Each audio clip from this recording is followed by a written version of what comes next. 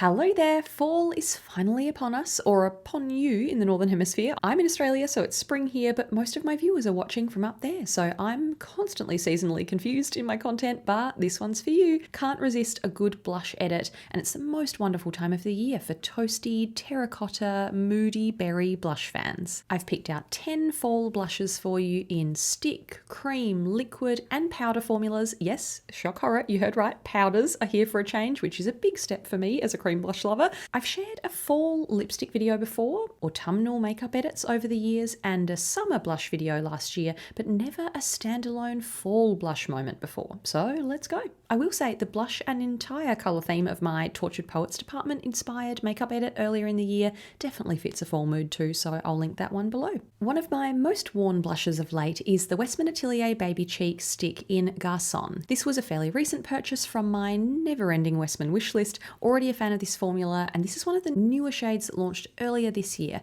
It's called a Just Pinched Mauve, but I think of it as a slightly rosy, moody berry too. So creamy and smooth, satin finish, blends perfectly. The price point of these is absolutely painful, but the formula is so good. There's a world in which, no longer a content creator world, in which this could be the only cream blush in my entire collection, and I'd be very happy. There seems to have been a spike in toasted, sun-kissed blush attention with people loving Rhodes blush shade Teddy online, but I've been on board that Terracotta Train for years. Ami Collet Desert Date Multi-Stick in June is a great example of an earthy, warm brown that has a rosy touch to it, so it plays the part of bronzer and blush on me, warms up the face so nicely, and the nude sticks-like creamy matte texture lasts well. So happy to see this black-owned brand go from strength to strength. You can spot it in Sephora in the US, and the brand very kindly gave me a discount code for their own website, so I'll leave that one below. I recently saw Gracie Abrams say she wears Tower 28 Beach Please in Power Hour, so I've been wearing Tower 28 Beach Please in Power Hour. Love Gracie. She's already on my list for a celebrity makeup bag when they return in the new year, don't worry. This is the only Tower 28 blush shade I own. Of course I was drawn to the sun-kissed terracotta option.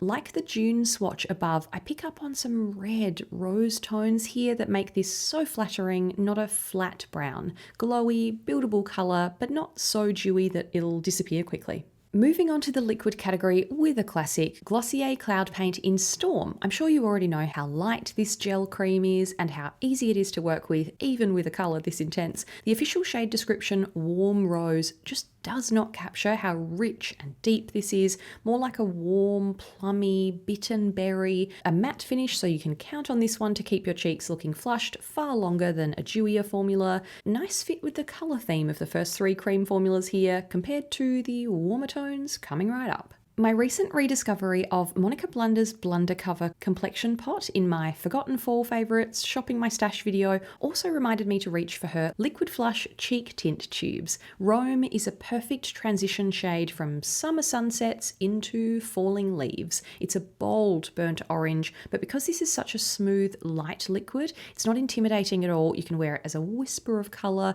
healthy cheeks, but not too glowy. It probably settles to more of a satin matte, but the glow of your skincare or base will still come through. A true lit from within sort of formula. If you've been watching my videos since about 2020, there's a fairly good chance you've already heard me raving about Danessa Myricks Vision Flush in Ballet Slippers. This creamy liquid multitasker for cheeks, lips and eyes feels so silky with a satin finish and seamless blend. Ballet Slippers is a fantastic roasted, rustic, toasted, burnt peach, so it certainly says autumn to me. The reason I'm bringing it to your attention once again is that it looks like US Sephora might not be stocking this formula anymore because, as liquid blush luck would have it, Ballet Slippers is the only shade left in stock, so now's your chance. Rare Beauty's Soft Pinch Liquid Blush in the dewy finish gets so much love in the beauty world. We seem to have forgotten its matte Soft Pinch sister exists too. Hello Love, hello Terracotta again, but I'd call this more of a burnt red or brick red. She's bold. This matte is just as intense as the popular dewy bottles, so remember to wipe off the excess first, and 1 dot per cheek is plenty,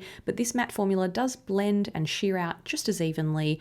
Oh, and you probably already know where my multitasking makeup brain is going. The matte finish works well on the eyes too. Lucky last in the liquid department, say Dew Blush in Spicy. If you're about to start reaching for your Halloween decorations, you might as well start reaching for Spicy too. This warm terracotta is back to what I typically picture as a terracotta blush. There's more brown to it, it's understated, despite being really impactful too. Even with all of that terrific terracotta pigment, this lovely sheer formula is easy to work with, so you can transform a small dot into a smooth wash. It's a water-based gel that's dewy, but not too sticky or glossy. It softens easily. Finishing with powders, which might be the first time I've ever said that on my channel. You know they're a rare sight here, but there are two multitasking tones I couldn't ignore at this time of year. Dior Backstage Rosy Glow Blush in Mahogany is such a delicious colour, a dark red chocolate brown I want on my cheeks and eyes and on a snack plate with brownies and donuts and chocolate and cookies, please. A sheer dusting of this that's not scary pigmented to work with instantly gets you in a fall mood and can extend into a wintry flush too.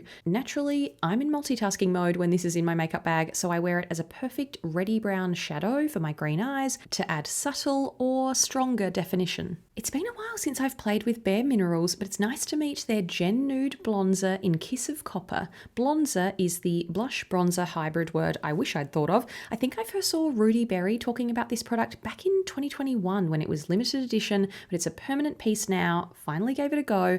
Once again, as a usually cream blush user, I need powder blushes to be so silky that they look natural on the skin and blend well over your base makeup and skincare, and this one does. It has a very luminous finish, but it's not glittery, just a pop of coppery peach for a sun-kissed glow on cheeks and eyes. I'm a firm believer in wearing what you want when you want. There's no need to feel restricted by the seasons. I just love feeling inspired by the seasons, and an autumnal colour palette is a particular favourite for me. Let me know which blush shades you feel drawn to at this time of year. Which colours would you be reaching for from this fall lineup? Is it brighter pumpkin patch orange tones, a cold weather berry flush, or maybe you're still hanging on to those summery terracotta shades? Some of my favourite sun-kissed cheek colours transition into autumn so effortlessly, so please leave your best fall blushes and formulas in the comments. Thanks for watching. See you next time.